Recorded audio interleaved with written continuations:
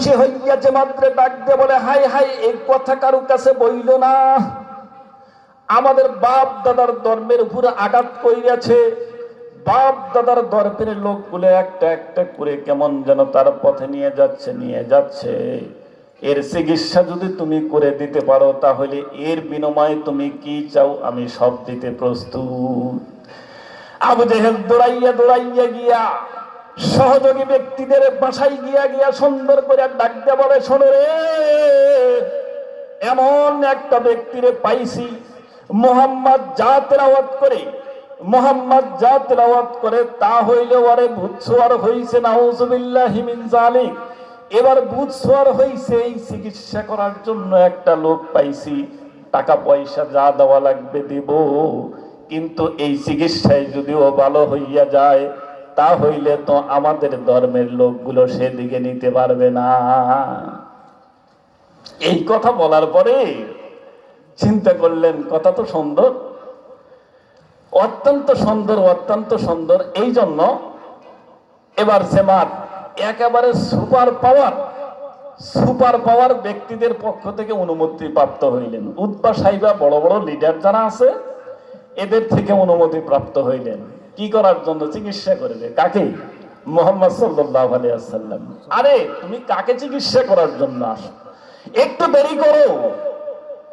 সে যা তেলাওয়াত করে তা কোনো ভূত ছোঁয়ারই কোনো ভাষা নয়, ভূতের কোনো মন্ত্র নয়, একমাত্র কোরআনের ভাষা, আল্লাহ পাকের কালাম।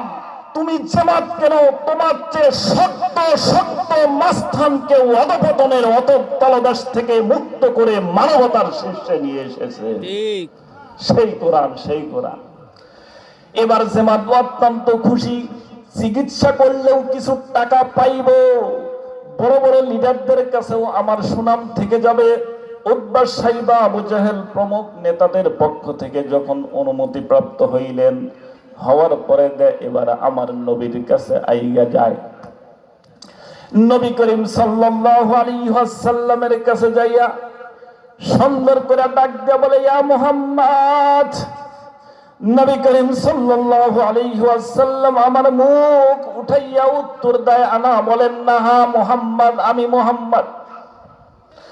নবী করিম সাল্লাল্লাহু আলাইহি ওয়াসাল্লাম কে জিমাত আমার প্রশ্ন করে, তুমি যা পড়ো, আমি যা দেখতেছিলাম আমার গণনায় আসে, তুমি একজন কি, তোমার উপর ভূত ছোঁয়ার হইছে, তুমি এই জন্যই এ ভাষাগুলি পড়ো, নাউযুবিল্লাহি মিন যালিক। বিশ্বনবী আমার দুঃখে ভরা, হায় হায়, 40 বছর একদিন বয়সে আল্লাহ পাক আমারে কোরআন দিলেন।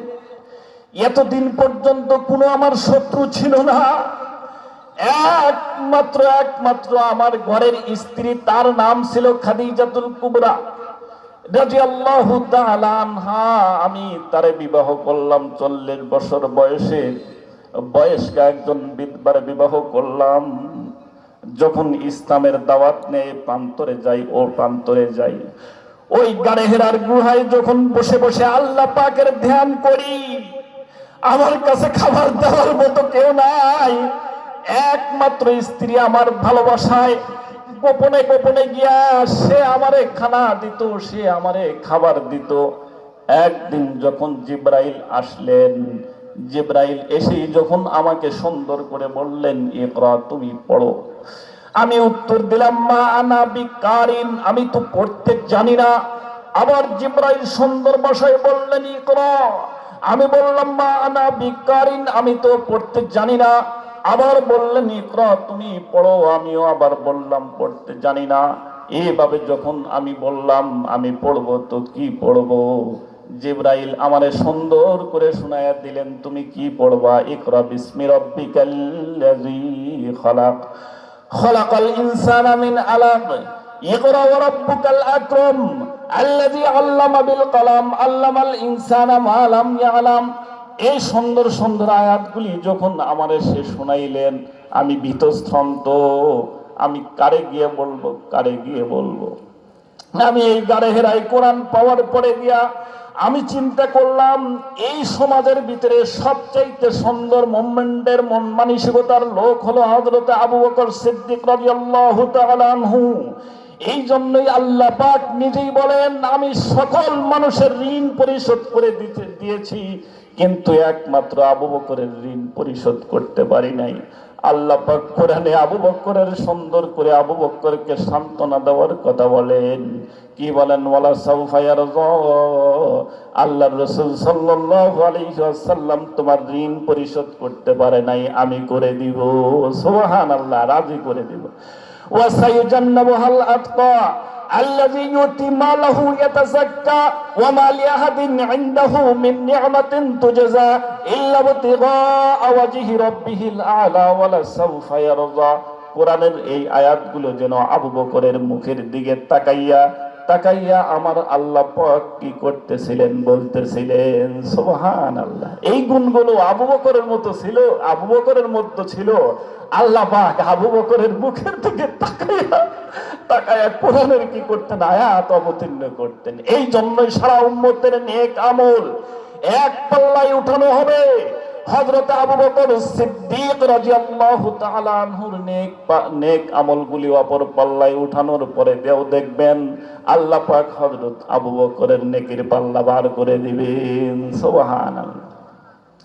হযরত আবু বকরকে গিয়া বললেন, আবু বকর একেবারে দ্বিধাহীন ভাবে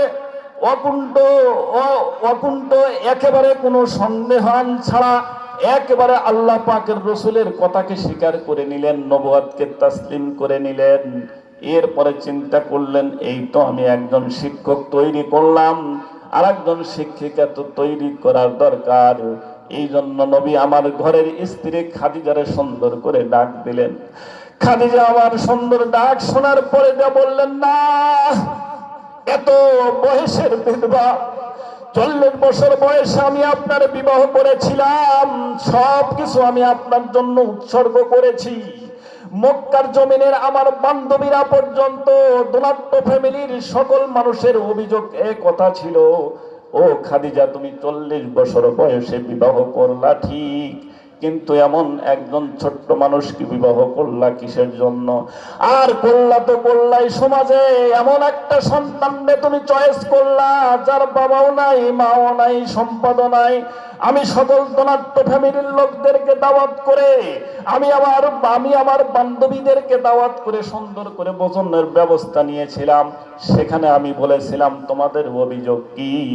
তারা এক বাক্যে বলতেছিল তুমি বিবাহ করতে পারো ঠিক, কিন্তু এমন একটা সন্তানরে, এমন একজন স্বামীরে তুমি চয়েস করো সে যেন সমাজে ধনাঢ্য হয়, তার যেন পরিচয় দেওয়া যায়।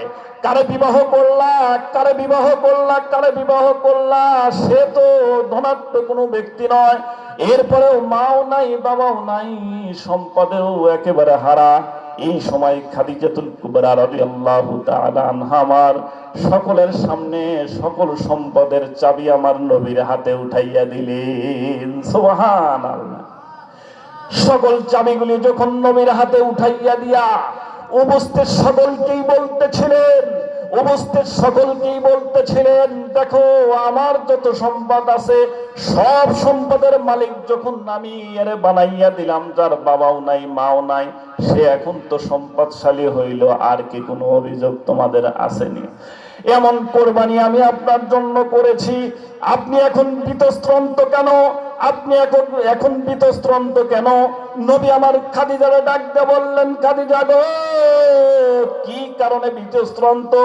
ওই গ্রহায় গারেহরা এখনো বিদ্যমান। আপনারা যখন হজ করতে যাবেন দেখবেন কত মানুষ পাগল, যেই জায়গায় নবীর উপর কোরআন অবতীর্ণ হয়েছে ওই জায়গার জন্য কত মানুষ পাগল। ও খাদিজা গো, তুমি তো শিল্পপতি ছিলা, তোমার কোনো অভাব ছিল না, তুমি আমারে গোপনে গোপনে খাবার পৌঁছাইতেছিলা।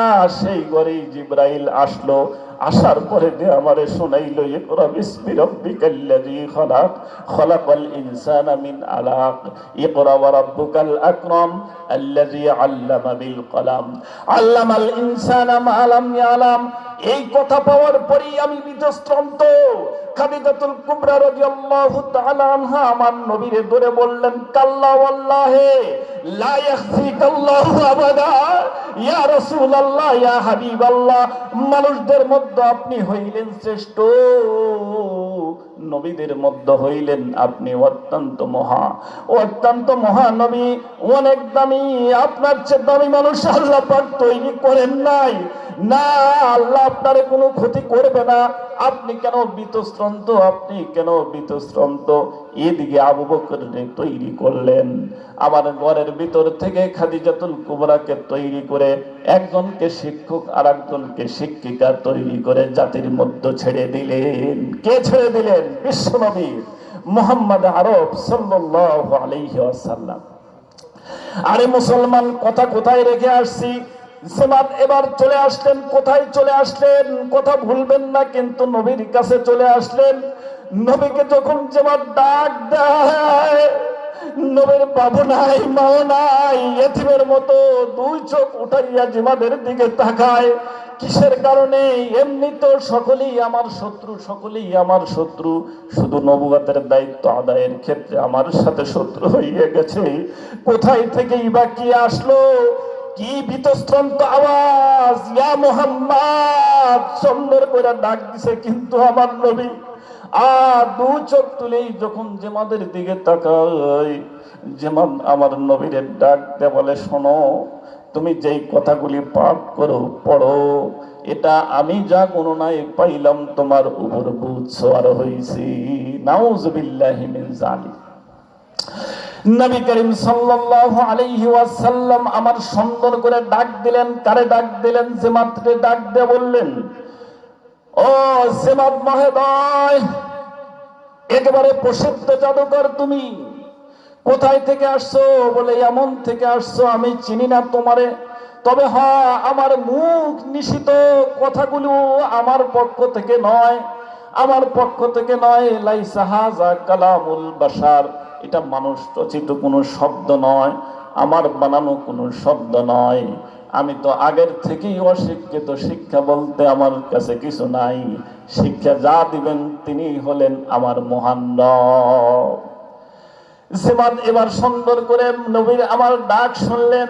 নবী করিম সাল্লাল্লাহু আলাইহি ওয়াসাল্লাম সুন্দর ভাষায় জামাতরে ডাক দেয়া কাছে বসাইয়াই নবী করিম সাল্লাল্লাহু আলাইহি ওয়াসাল্লাম আমার মন খুলে বললেন, আপনি আমার চিকিৎসক, আপনি যা চিকিৎসা আমারে করবেন আমারে মেনে নিতে হবে কি হবে না? যদি জেলখানায় বন্দী থাকেন তাহলে বুঝবেন সরকার কর্তৃক যেই চিকিৎসক নিয়োগ দেওয়া হয় তার কাছেই আপনার চিকিৎসা নিতে হবে। বিশ্বনবী তো ইসলামের প্রাথমিক দিক একবারে বাজার করতে দেয় না, বাজার করা পর্যন্ত বন্ধ। ঘর থেকে বের হইতে দেয় না, একেবারে ঘর থেকে বের হওয়া পর্যন্ত বন্ধ। এই সময় ইসলামের দাওয়াত, এই সময় কোরআনের দাওয়াত, এই সময় কোরআন ঘরে ঘরে পৌঁছানোর দাবি, এই সময় কোরআনের স্লোগান সব জায়গায় পৌঁছানোর দাবি। এবার জামাতের দিকে অসহায়ের মতো তাকিয়ে বললেন, আপনি যা চিকিৎসা করবেন আমার মেনে নিতে হবে। যেই অপরাধে আপনি চিকিৎসা করবেন সেই ভাষাগুলো আমি আপনার সামনে তেলাওয়াত করি, আপনি একটু শোনেন। সুবহানাল্লাহ বলেন। নবী করিম সাল্লাল্লাহু আলাইহি ওয়াসাল্লাম আমার জামাতরে সুন্দর করে ডাক দিয়ে বললেন, আমি অসহায়, আমি জেলখানায় বন্দী। সরকার কর্তৃক যেই চিকিৎসক আমার জন্য নিয়োগ দেওয়া হবে, সে যেভাবে ইনজেকশন করুক সেটাই তো আমাকে মেনে নিতে হবে। তুমি আবু জেহেল, উতবা, সাইবা, বিশাল বড়দের নেতাদের কাছ থেকে অনুমতি প্রাপ্ত হইয়া আমার কাছে আসছো আমার চিকিৎসা নেওয়ার জন্য, আমার চিকিৎসা দেওয়ার জন্য। কি কারণে আসছো? কি কারণ? আমি যা বলি এই তো আমার দোষ, আমি এই কথাগুলোই আমি তোমার সামনে বলবো। সুবহানাল্লাহ। নবী করিম সাল্লাল্লাহু আলাইহি ওয়াসাল্লামের চেহারা ছিলেন কত সুন্দর ফুটফুটে চেহারার অধিকারী, অত্যন্ত মিষ্টি ভাষা নিয়ে সুন্দর করে জামাতের দিকে তাকাইয়া কোরআনুল কারীমের আয়াতগুলি যখন তেলাওয়াত করতেছিলেন, তেলাওয়াত করে নবী করিম সাল্লাল্লাহু আলাইহি ওয়াসাল্লাম নিচের দিকে মুখ দিয়ে চুপ রইয়া গেলেন। আর জামাত নিজেরে কন্ট্রোল করতে পারে না। মুসলমান, আমি শুরু থেকেই বলতেছিলাম, কোরআন পারে একমাত্র মানুষকে অধঃপতনের অতল তলদেশ থেকে মুক্ত করে মানবতার শীর্ষে পৌঁছিয়ে দেওয়ার জন্য। কোরআন পারে চোরকে ভালো করতে, কোরআন পারে ডাকাতকে ভালো করতে, কোরআন পারে ঘুষখোরকে ভালো করতে, কোরআন পারে দুদককে সদক করতে, দুদককে সদক করতে কে পারে? কোরআন পারে। আজকে দুর্নীতির বিরুদ্ধে দুদক নিয়োগ দেওয়া হয়, এরপরেও দুদকের জন্য আবার দুদক নিয়োগ দেওয়া হয়। আরে গভর্নমেন্ট থেকে নিয়ে শুরু করে সর্বস্তরের মানুষ, সর্বস্তরের প্রশাসনের মধ্যে যদি আল্লাহ পাকের ভয় থাকে আর যদি কোরআনুল কারীম থাকে, খোদার কসম তোমাকে দুদক নিয়োগ দিতে হবে না, প্রশাসন বাড়ি বাড়ি বের করে দিতে হবে না, না তোমাকে শুধরানোর জন্য আর কোথাও যেতে হবে না। কিসের জন্য যেতে হবে না? কোরআন পারে তো তোমার মতো বদমাইশ ডাকাতকে, জুলুমবাজকে, অর্থ আত্মসাৎকারীকে মানবতার শীর্ষে পৌঁছাবার জন্য। কোরআন থইয়া যখন, কোরআন দেখে যখন অমুসলিমদের পিছু হয়েছো, এই জন্য একবারে নিয়োগ দাও পুলিশ, তা হয় না, আবার দাও র্যাব, আর তার হয় না কি বলে সেনাবাহিনী দিতে হবে, এও হয় না বলে কি দিতে হবে বলে দুদক নিয়োগ করতে হবে। এখন বসায় আসছে না, দুদক দিয়েও যথেষ্ট নয়। কিসের জন্য নয়? এই যে মুসলমান কথা শুনলেই রাগ করবেন, দেখেন কিছুদিন পূর্বে থেকেই ফেসবুকেরা আসছে কোথায় বলে সাভারের একজন সাহেব, কি তার নাম মঞ্জুর, তার নাম আপনারা দেখবেন, নাজিব তার নাম, কি আসছে বলে সাধারণ 15 বছর পূর্বে কি ছিল, এখন এত অর্থ সম্পদ করছে, এখন দেখেন মোবাইল খুললেই পাইবেন। কথা ভুল বললাম কি? রাগ করতেছেন কি আপনারা? ভুল বুঝবেন না আমাদেরকে। আমরা এমন কিছু আপনাদেরকে দিতে চাই, আমরা এমন কিছু আপনাদেরকে দিতে চাই। এ পুলিশ বাহিনী নিয়োগ করতে হবে না, এর এক বাহিনী নিয়োগ করতে হবে না, এর সেনাবাহিনী নিয়োগ করতে হবে না, দুদকের জন্য দুদক নিয়োগ করতে হবে না। একমাত্র কোরআন যদি আপনি পাথে বানিয়ে নেন, কোরআনের উপর যদি আমল করেন, কোরআনকে যদি মানার মতো মানেন, খোদার কসম, খোদার কসম, কোন দুর্নীতি মুসলমানের দেশে হতে পারে না, হতে পারে না। কোরআন থেকে মুসলমান ধরে। আরে আপনি আর কি, আপনার ছেলে কত কঠোর মানুষ, কে জেমাত জাদুকার, সেই তদানীন্তন পৃথিবীর সুপার পাওয়ার কোথায় থেকে আসছে? এমন থেকে আসছে উতবা সাইবা আবু জাহালের মতো নেতাদেরকে একেবারে পুরা রাজি করে মুহাম্মদ সাল্লাল্লাহু আলাইহি ওয়াসাল্লাম কোরআন পড়ে, সেই কোরআন কি করে বলে কি পড়ে? কোরআন তো পড়ে না, এর উপর বুঝ সোয়ার হয়েছে। আরে মুসলমান, কথাগুলি আবারও হৃদয়ের কান দিয়ে শুনবেন। বিশ্বনবী মুহাম্মদ আরব সাল্লাল্লাহু আলাইহি ওয়াসাল্লাম বলতেছিলেন, আচরণে বুঝাইতেছিলেন, আমার তো কোনো শক্তি নাই, আমার তো কোনো শক্তি নাই। যেই পরাশক্তির পক্ষ থেকে তুমি নিয়োগ হয়েছো, আমি বলতে পারি না, আমার উপর বুঝ সোয়ার হয়েছে, বুঝ সোয়ার হয়েছে। যেই কারণে কথা বলো, যেই কারণে এই কথা বলো, সেই কোরআন আমি তোমারে পড়ে শোনাইতে চাই। একবার এবার বিশ্বনবী আমার শোনাইলেন। কি শোনাইলেন বলে? কোরআনের কিছু আয়াত শোনাইলেন। কিছু আয়াত শোনার পরে দিয়া আবার জামাত মুখটি নিচের দিকে দিলেন। এবার বিশ্বনবী মুহাম্মদ আরব সাল্লাল্লাহু আলাইহি ওয়াসাল্লাম আবার বললেন, আবার শুনলেন। এটা শোনার পরে দিয়া আবার বিশ্বনবীকে বললেন, ইয়া রাসূলুল্লাহ, ইয়া হাবিবাল্লাহ, আপনার মুখ নিষিদ্ধ কথাগুলি আমি আবার শুনতে চাই। বিশ্বনবী আমার তৃতীয়বার যখন পড়ে কোরআন শোনাইলেন, মুসলমান একটু খেয়াল করার চেষ্টা করবেন। আমি আগেই বলছি কোরআনুল কারীমের উপর আপনাদের সামনে কথা হবে।